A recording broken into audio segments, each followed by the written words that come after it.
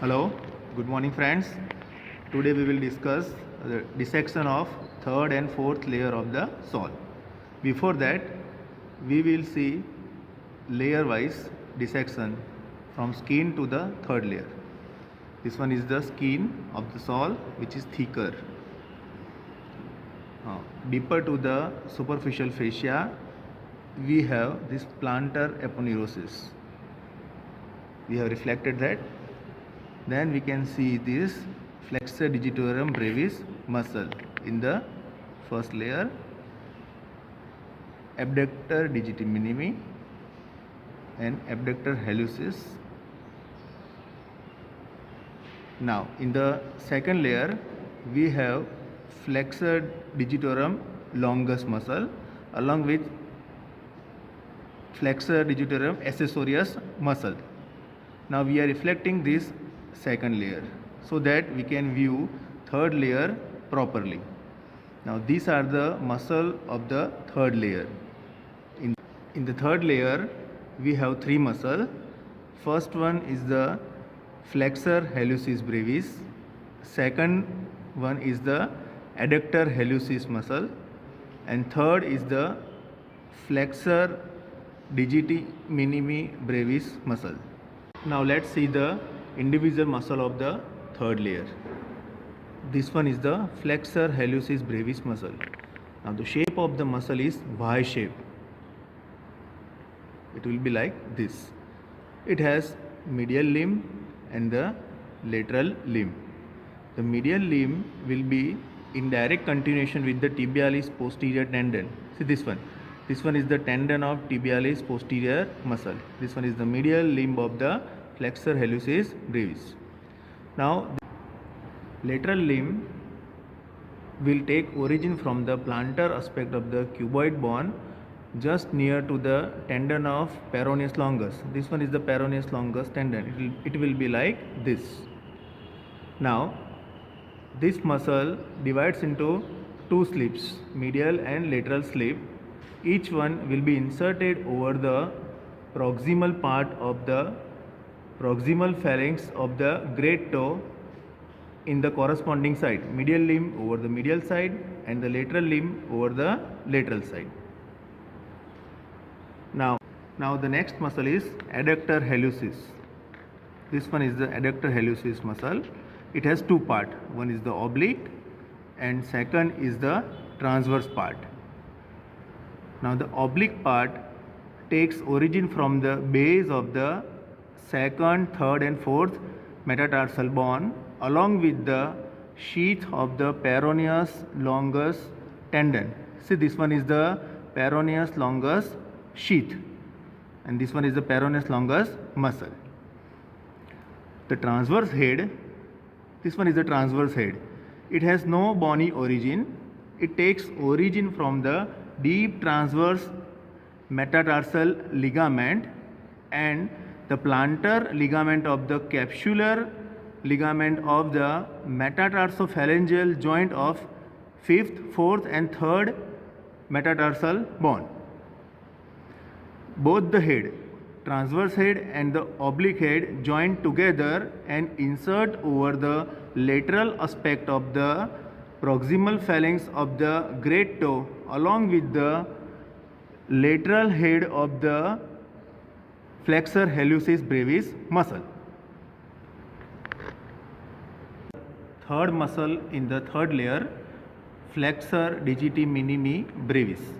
It takes origin from the lateral side of the base of the 5th metatarsal bone and area along with the sheath of the peroneus longus tendon. This one is the peroneus longus and here is the sheath.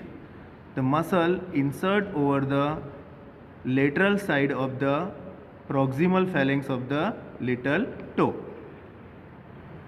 Now coming to the nerve supply of the third layer muscle. The flexor hallucis brevis is supplied by medial plantar nerve. This one is the medial plantar nerve. The adductor hallucis is supplied by deep branch of lateral plantar nerve. This one is the lateral plantar nerve and the deep branch will come from the deeper aspect. Now this third muscle, flexor digiti minimi brevis, is supplied by superficial branch of lateral plantar nerve. This one is the superficial branch of lateral plantar nerve. Friends, now we will see the fourth layer muscle. In the fourth layer, we will see the plantar interossei muscle. The plantar interossei muscle are 3 in number, 1, 2 and 3.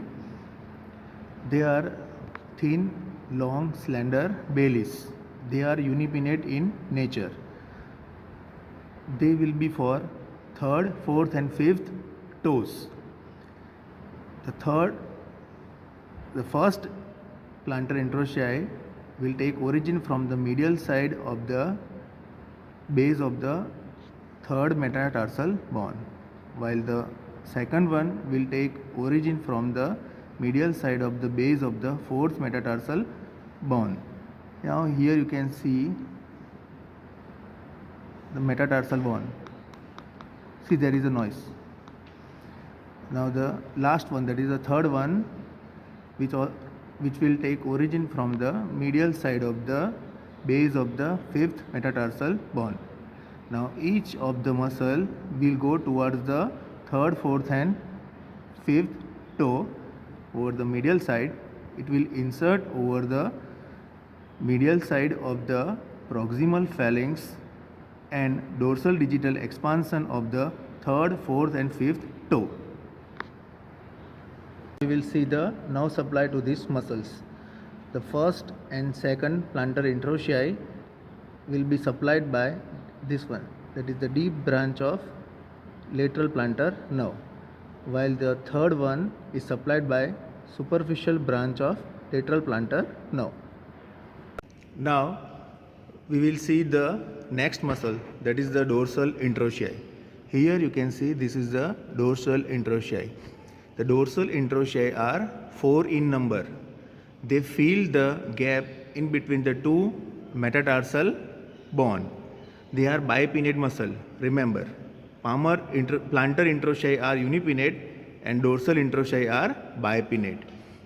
Now they take origin from the adjacent side of the two metatarsal bone. So the first dorsal interossei take origin from the adjacent side of the first and second metatarsal bone. The second one takes origin from the adjacent side of the second and third, and so onward. Now they will insert in different manner. Here in the dorsal interossei, they will insert over the proximal phalanx of the different toes. Now, the dorsal interossei action is abduction. So, for great toe and for little toe, there are separate abductor. So, for great toe and little toe, here there will not be dorsal interossei. So, the dorsal interossei will insert over the second, third and fourth toe. Now, the reference axis passes through the second toe. If the second toe deviates medially, there will be medial abductor, and if it deviates laterally, it will be lateral abductor. So for second toe, there will be 2 dorsal interossei.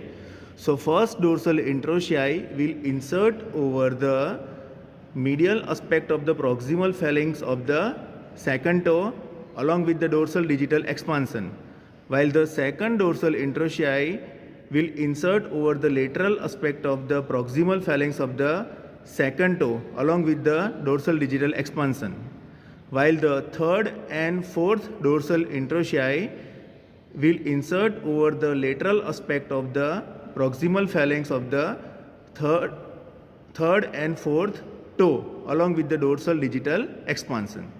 So there will not be dorsal interossei for little toe and the great toe. Looking at the nerve supply of the dorsal interossei.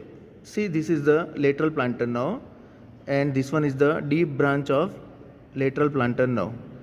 This one is the same one. So first, second and third dorsal interossei are supplied by this deep branch of the lateral plantar nerve, while the last one, so the in between the fourth and fifth metatarsal bone, here fourth one is supplied by the superficial branch of the lateral plantar nerve. Now you can see this one. This one is the deep plantar arch. It extends from lateral to medial. At the level of gap between the first and second toe metatarsal bone, here there will be anastomosis with the dorsalis pedis artery that comes from the dorsal aspect, while the gap between the adjacent aspect of the other metatarsal bone are pierced by the perforating branches from this deep plantar arch.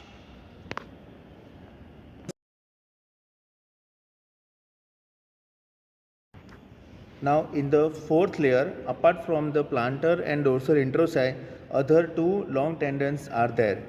This one is the peroneus longus tendon, and here you can see this is the tendon of tibialis posterior muscle. So these two are also the part of the fourth layer muscle. Now coming to the peroneus longus tendon, you can see it extends from lateral to medial obliquely and reaches up to the base of the first metatarsal bone. So it will insert over the lateral aspect of the base of the first metatarsal bone.